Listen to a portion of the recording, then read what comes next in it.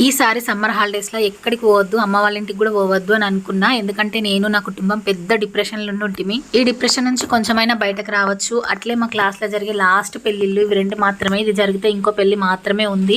నేను పోవడం పెద్ద విచిత్రమేం కాదు. వేరే కంట్రీలో ఉన్న వాళ్ళు కూడా ఆ పెళ్లి కోసం టికెట్ బుక్ చేసుకొని వచ్చినప్పుడు ఇంత దగ్గర నుండి నేను పోకపోతే ఎట్లుంటుందని ఆ పెళ్లికి పోవాల్సి వచ్చింది. నిజంగా ఆ పెళ్లికి పోవడు 100% వర్త్ అనిపించింది. నా స్ట్రెస్ని, నా డిప్రెషన్ అంతా నా ఫ్రెండ్స్ పోగొట్టిరు. మా క్లాస్ మా 10th బ్యాచ్ ఉన్నంత హ్యాపీగా కలిసిమెలిసి ఉండడం, అన్ని పెళ్ళిళ్ళకి అన్ని ఫంక్షన్లకి అటెండ్ అవ్వడం అనేది మా స్కూల్లో ఏ బ్యాచ్ ఉండదు.